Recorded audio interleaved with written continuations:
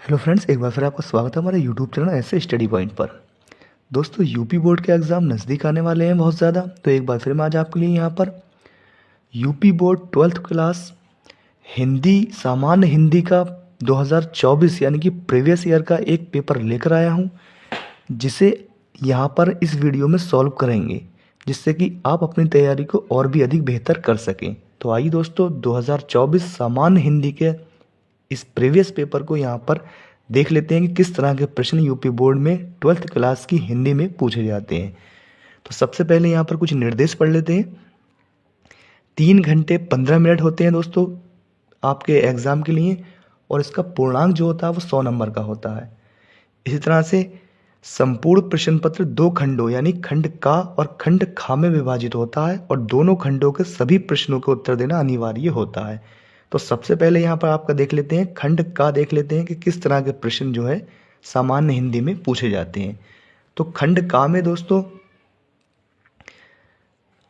सबसे पहले जो प्रश्न पूछे जाते हैं वो बहुविकल्पीय प्रश्न होते हैं, जो 10 नंबर के पूछे जाते हैं। 5 प्रश्न गद्यखंड से पूछे जाते हैं बहुविकल्पीय, और 5 प्रश्न जो है वो काव्य खंड से पूछे जाते हैं। इस तरह से टोटल बहुविकल्पीय प्रश्न जो होते हैं वो 10 पूछे जाते हैं। तो पहला प्रश्न है दोस्तों, और उसका नंबर है का। तो पहला प्रश्न का देख लेते हैं। ज्ञानोदय पत्रिका के संपादक थे, तो इसका जो राइट आंसर हो जाएगा दोस्तों वो आपका हो जाएगा ऑप्शन फर्स्ट, कन्हैयालाल मिश्र प्रभाकर। अगला प्रश्न है, द्विवेदी युग के लेखक हैं। तो द्विवेदी युग के जो लेखक थे दोस्तों, लेखक हैं वो हैं आपके अध्यापक पूर्ण Singh. Option third is right answer हो जाएगा। अगला प्रश्न है, गा नंबर है, ध्रुव स्वामिनी किस विद्या की रचना है। तो ध्रुव स्वामिनी दोस्तों ये किस पर आधारित है, ये विद्या है इसकी नाटक, यानी ऑप्शन सेकंड जो है दोस्तों वो राइट हो जाएगा। अगला प्रश्न है, घा नंबर है, विकलांग श्रद्धा का दौर निबंध संग्रह के लेखक हैं। तो इस निबंध के लेखक जो हैं दोस्तों वो हैं आपके Harishankar Parsai. Option second is right answer. अगला प्रश्न है, हिंदी के प्रथम डायरी लेखक हैं। तो हिंदी की प्रथम डायरी लेखक जो है वो हैं आपके Dhirendra Verma. Option first is right answer हो जाएगा। तो यहाँ पर जो दोस्तों गद्य खंड के 5 प्रश्न यहाँ पर हो चुके हैं। 5 प्रश्न काव्य खंड में से देख लेते हैं किस तरह के प्रश्न पूछे गए हैं। यानी प्रश्न नंबर सेकंड हो जाता है, और उसके आपको 5 प्रश्न इसमें दिखाई देंगे। तो का नंबर है, भारतेंदु युगीन कवि हैं, यानी भारतेंदु युग के कवि कौन से हैं। तो जयशंकर प्रसाद दोस्तों छायावादी के हैं। मैथिली शरण गुप्त जो हैं वो द्विवेदी युग के हैं। तो इसका राइट आंसर हो जाएगा ऑप्शन 4, प्रताप नारायण मिश्र। खा नंबर प्रश्न है, छायावाद युग की कृति है। तो छायावादी युग के दोस्तों जो प्रवर्तक माने जाते हैं वो जयशंकर प्रसाद माने जाते हैं। तो इसमें जो जयशंकर प्रसाद की जो कृति है दोस्तों वो है आपकी Kamayani. Option second is right answer हो जाएगा। ये जयशंकर प्रसाद का सर्वश्रेष्ठ महाकाव्य है। तो option second is right answer. अगला प्रश्न है, गा नंबर प्रश्न है, पवन दूतिका काव्यांश के रचयिता हैं। तो इसके जो रचयिता हैं दोस्तों वो हैं Ayodhya Singh Upadhyay. Option second is right answer. घा नंबर प्रश्न है, प्रयोगवाद की प्रमुख विशेषता नहीं है। तो नहीं पूछा कि कौन सी विशेषता प्रयोगवाद की नहीं है, तो इसका आंसर हो जाएगा प्रकृति का मानवीकरण। Option third is right answer. और 5वां प्रश्न है यहाँ पर 1 नंबर, समन्वय पत्रिका के संपादक रहे हैं। तो इस समन्वय पत्रिका का संपादन किया दोस्तों वो क्या, Suryakant Tripathi Nirala. Option first is right answer हो जाएगा। तो यहाँ पर 10 प्रश्न जो है बहुविकल्पीय पूरे हो चुके हैं। उसके बाद नंबर 3rd प्रश्न पर चलते हैं, और यहाँ पर देखते हैं किस प्रकार का प्रश्न यहाँ दे रखा है। तो दिए गए गद्यांश पर आधारित निम्नलिखित प्रश्नों के उत्तर दीजिए।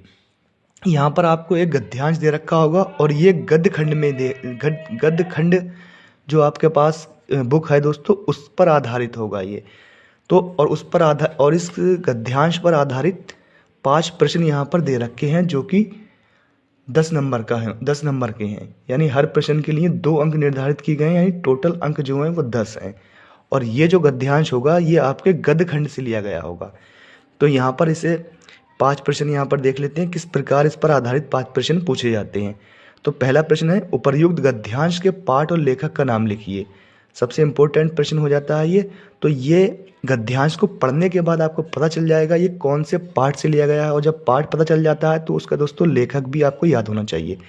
तो इस पैराग्राफ में जो है जन और राष्ट्रीय फिर जन यानी ये वर्ड बहुत ज़्यादा आए हैं, यानी कि ये दोस्तों है राष्ट्र के स्वरूप नामक पाठ से लिया गया है, जिसके लेखक हैं डॉक्टर वासुदेव शरण अग्रवाल। तो उपयुक्त गद्यांश के पाठ का नाम हो जाएगा राष्ट्र का स्वरूप और लेखक का नाम हो जाएगा दोस्तों डॉक्टर वासुदेव शरण अग्रवाल। इसी तरह से रेखांकित अंश की व्याख्या कीजिए, आप इसकी व्याख्या कर सकते हैं। और इसी तरह से और भी प्रश्न इस पर आधारित पूछे जाते हैं। और पांचवा प्रश्न जो है दोस्तों वो कि दो शब्दों के अर्थ प्रकट करना होते हैं। तो संततवाही और रश्मिया शब्द का शब्दार्थ लिखिए, यानी इनके अर्थ लिखिए। तो संततवाही का अर्थ होता है दोस्तों निरंतर बहने वाला, और रश्मिया का अर्थ होता है प्रकाश की किरणें। तो आप इस गद्यांश पर आधारित पांचों प्रश्न के उत्तर आसानी से दे सकते हैं। और दोस्तों इसके अथवा में भी एक पैराग्राफ दे रखा होता है, वो भी आपके गद्यखंड पर आधारित होता है। अगर आपसे इसे पहचानने में दिक्कत हो जाती है तो आप अथवा वाला भी दे सकते हैं। तो अथवा वाला देख लेते हैं कौन से पाठ से लिया गया है। तो अथवा वाला है न्यूनतम में गुजारा करने और जीवन को बिताने में भी निश्चित रूप से कोई हर्ज नहीं है, महात्मा गांधी ने ऐसा जीवन जिया है। तो दोस्तों यहाँ पर भी एक पैराग्राफ यानी कि एक गद्यांश दे रखा है, और उस पर भी आधारित 5 प्रश्न यहाँ पर दे रखे हैं। यानी आप दोनों में से किसी भी पैराग्राफ के 5 प्रश्न आप कर सकते हैं। तो पहला प्रश्न के लिए तो फिर से दिए गए गद्यांश के शीर्षक एवं लेखक का नामोल्लेख कीजिए। यानी पहला प्रश्न आपको बताना है कि ये कौन से पाठ से लिया गया है और इसके लेखक कौन से हैं। तो दोस्तों जब इसे आप पढ़ेंगे तो इसका जो शीर्षक है यानी कि पाठ का नाम है तो ये हो जाएगा हम और हमारा आदर्श, और इसके जो लेखक हो जाएंगे वो हो जाएंगे आपके डॉक्टर APJ अब्दुल कलाम। और इस पर आधारित जो 4 प्रश्न और बचेंगे वो इसमें से देख के दोस्तों आपको छांट कर इसका आंसर करना होता है। तो इसके बाद प्रश्न जो है 4 पर आ जाते हैं और ये गद्यखंड समाप्त हो जाता है, और यहाँ से चौथे प्रश्न से आपका काव्यखंड जो है वो स्टार्ट हो जाता है। तो यहाँ पर दिए गए पद्यांश पर आधारित निम्नलिखित प्रश्नों के उत्तर दीजिए। यहाँ पर दोस्तों काव्यखंड स्टार्ट हो जाता है, और यहाँ पर कुछ काव्य की पंक्तियाँ दे रखी हैं, उस पर आधारित आपको 5 प्रश्न यहाँ पर करने होते हैं। यहाँ पर देख सकते हैं किस तरह के प्रश्न पूछे जाते हैं। तो सबसे पहले हमें इन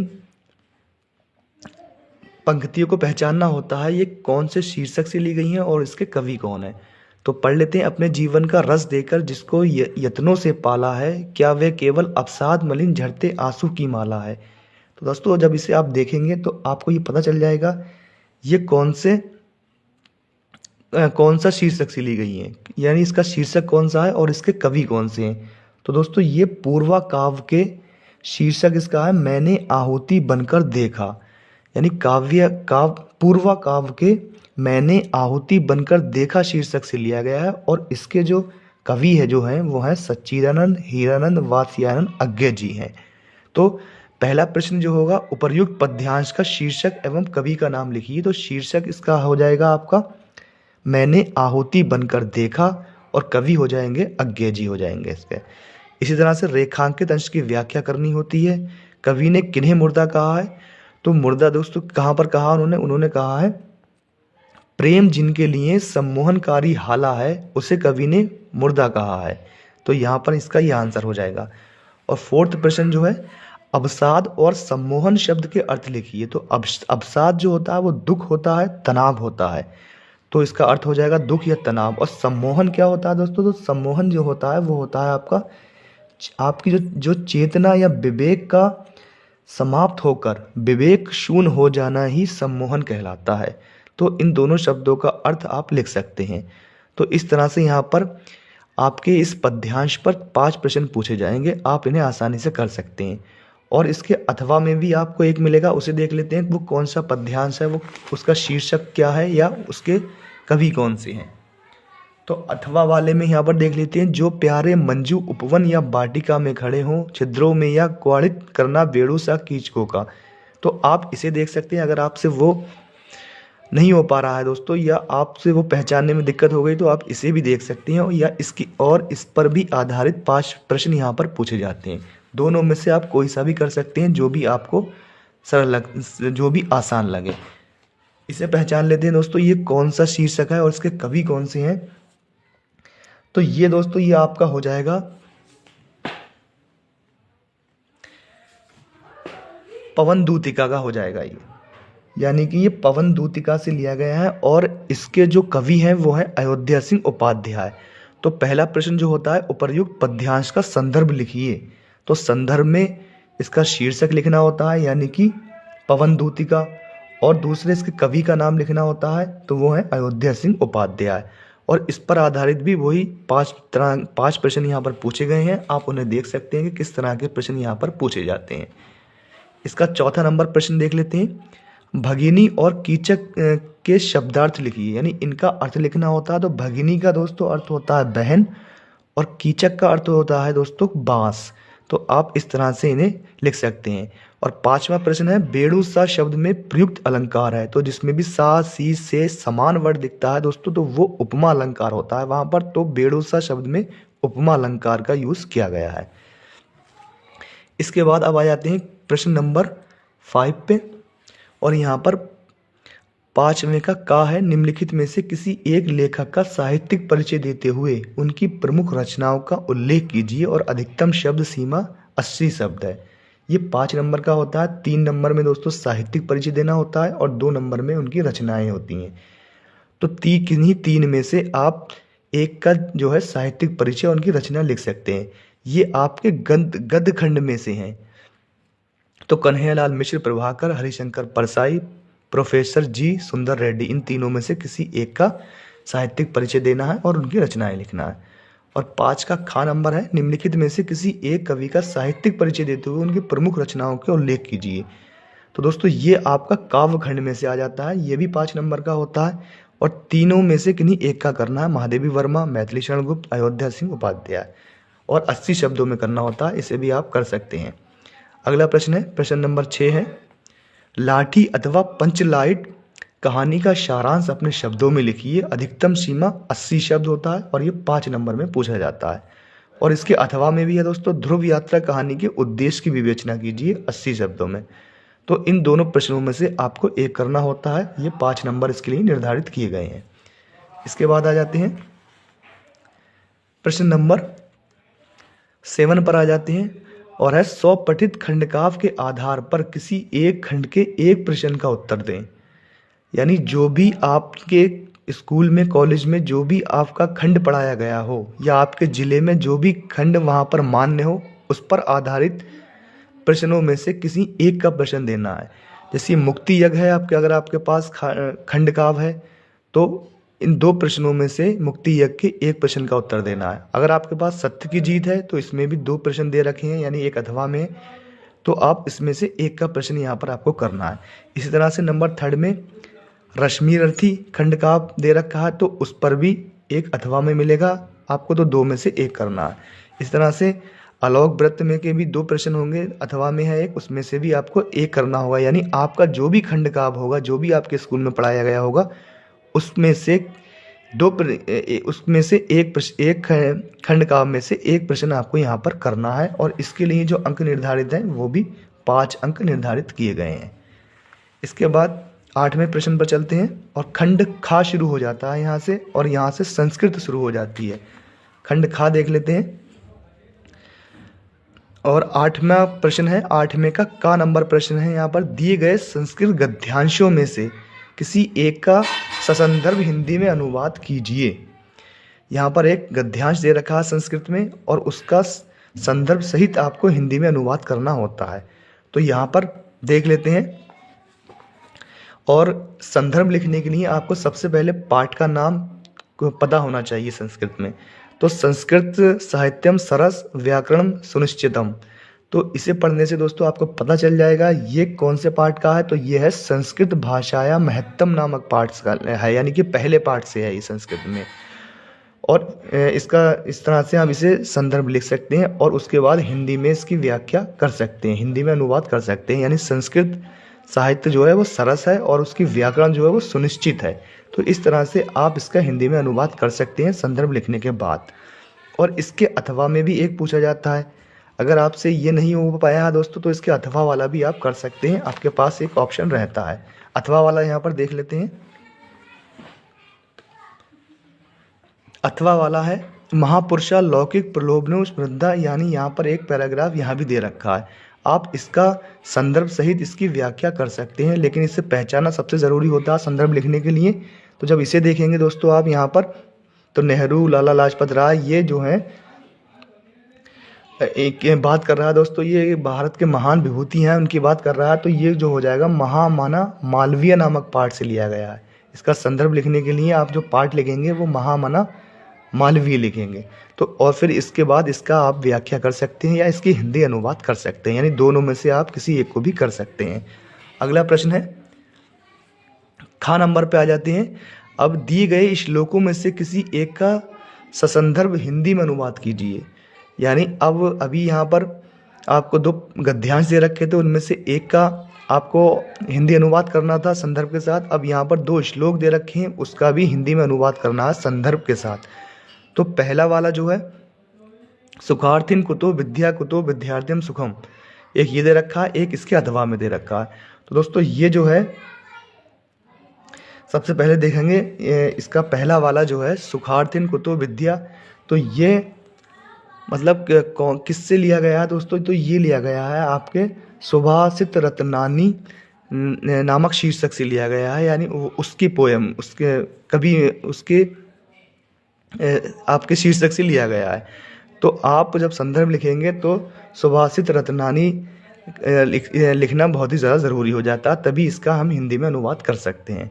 और अथवा में अगर चले जाएंगे, ना मैं रोजदे भद्र उलूकस्यम विषे नाम, यानी आप इसे, अगर आपको इसे करना है दोस्तों तो आप इसे देख सकते हैं। ये किसका है? ये जातक कथा के उलूक जातकम से लिया गया है। तो इसका आप संदर्भ लिख के आप इसकी व्याख्या कर सकते हैं, यानी दोनों में से किसी एक की व्याख्या आप कर सकते हैं। इसके बाद आ जाते हैं प्रश्न नंबर 9 पर आ जाते हैं। निम्नलिखित मुहावरों और लोकोक्तियों में से किसी एक का अर्थ लिखकर वाक्य में प्रयोग कीजिए। तो यहाँ पर 4 आपको मुहावरे दे रखे हैं और उनमें से किसी एक का अर्थ लिखकर अपने वाक्य में प्रयोग करना होता है। ये बहुत ज़्यादा इजी हो जाता है। आंखों में खून उतर आना, ईंट से ईंट बजाना, अपनी ढपली अपना अपना राग, आगे नाद ना पाछे पगा, यानी किसी चारों में से किसी एक का अर्थ लिख के उसे अपने वाक्य में प्रयोग करना होता है। 2 नंबर इसके लिए निर्धारित किए गए हैं। अगला प्रश्न है, प्रश्न नंबर 10 है, अपठित गद्यांश पर आधारित निम्नलिखित प्रश्नों के उत्तर दीजिए, और इसके 5 अंक निर्धारित किए गए हैं। यहाँ पर आपको एक अपठित गद्यांश मिलेगा, यानी कि आपकी किसी भी वो पाठ्य पुस्तक में नहीं होगा, क्योंकि वो अपठित होगा, जो कि आपकी पढ़ा नहीं गया हो। और उस पर आधारित यहाँ पर देख लेते हैं 3 प्रश्न यहाँ आपको दिए जाएंगे, जो कि 5 नंबर के होंगे। तो ये तीनों प्रश्न दोस्तों, इसमें से आपको छांट कर करना है। ये बहुत ज़्यादा इजी हो जाता है, तो आप इसे आसानी के साथ कर सकते हैं।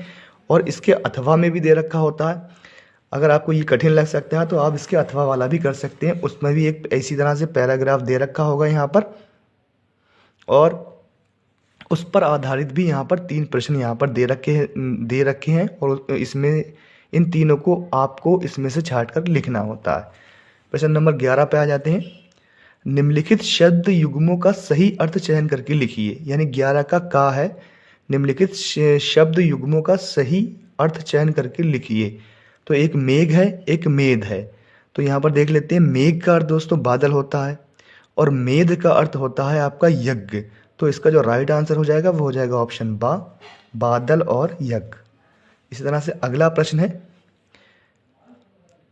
का फर्स्ट हो गया। अब सेकंड नंबर प्रश्न है, निर्वाण और निर्माण का अर्थ लिखना है हमें। तो निर्वाण का अर्थ होता है मोक्ष और निर्माण का अर्थ होता है रचना करना किसी की। तो ऑप्शन सा इज राइट आंसर हो जाएगा। नेक्स्ट है, निम्नलिखित शब्दों में से किसी एक शब्द के 2 सही अर्थ लिखिए, यानी 3 शब्द दे रखे हैं और किसी एक के 2 अर्थ लिखना है, यानी इस तरह के पर्यायवाची लिखना है। तो पंचानन जो होता है दोस्तों, इसका अर्थ आप लिख सकते हैं, 2 अर्थ लिखना है तो 5 मुख वाला। शेर भी लिख सकते हैं, शिव भी लिख सकते हैं। तो 2 अर्थ लिखना है तो हम तीन में से दो हम कोई से भी लिख सकते हैं। इसी तरह से अज जो होता है तो इसके अर्थ लिख सकते हैं ईश्वर, अग्नि, अजन्मा, इनमें से आप दो कोई भी लिख सकते हैं। इसी तरह से कौशिक जो होता है तो कौशिक के लिए आप लिख सकते हैं विश्वामित्र, इंद्र, शिव, इनमें से कोई भी दो यहाँ पर आप इसके अर्थ लिख सकते हैं। नेक्स्ट है गा नंबर आ जाता है निम्नलिखित वाक्यांशों के लिए एक सही शब्द चयन करके लिखिए। देख लेते हैं जिसके पास कुछ ना हो तो उसे क्या कहते हैं दोस्तों, उसे कहते हैं अकिंचन। ऑप्शन आ इज राइट आंसर। अगला प्रश्न है वह पत्र जिसमें किसी को कोई काम करने का अधिकार दिया गया हो तो वो क्या कौन सा पत्र कहलाता है, वो अधिपत्र कहलाता है। ऑप्शन सा इज राइट आंसर। आगे देख लेते हैं घा नंबर देख लेते हैं निम्नलिखित में से किन्हीं दो वाक्यों को शुद्ध करके लिखिए। यहाँ पर चार वाक्य आपको दे रखे हैं, आप उनमें से किन्हीं दो वाक्यों को शुद्ध करके आपको लिखना होता है। उसने कहा कि मैं चार भाई हैं, तो दोस्तों ये बहुत ज़्यादा इजी हो जाता है और चार में से दो करना होते हैं, आप इसे आसानी के साथ कर सकते हैं। अगला प्रश्न देख लेते हैं। प्रश्न नंबर 12 है और 12 का है हास्य रस अथवा वीर रस का स्थायी भाव के साथ उदाहरण अथवा परिभाषा लिखिए। तो यहाँ पर हास्य या वीर रस में से किसी एक का स्थायी भाव लिखना है और उसका उदाहरण या परिभाषा लिख देनी है। तो हास्य रस दोस्तों पढ़ाई होगा आपने, हाई स्कूल में भी पढ़ा है ये। तो किसी की वेशभूषा, चेष्टा या बाड़ी को देखकर हृदय में जो विनोद का भाव उत्पन्न होता है तो उसे हास्य रस कहते हैं और इसका जो स्थायी भाव होता है वो होता है हास। आप इस तरह से हास्य रस को लिख सकते हैं। और अथवा में इसके वीर रस है तो वीर रस की परिभाषा आप इस तरह से लिख सकते हैं युद्ध अथवा किसी कठिन कार्य के लिए हृदय में जो उत्साह उत्पन्न होता है तो वो वीर रस कहलाता है। और इसका स्थायी भाव दोस्तों क्या होता है, इसका स्थायी भाव होता है आपका उत्साह। तो दोनों में से किसी एक को कर सकते हैं।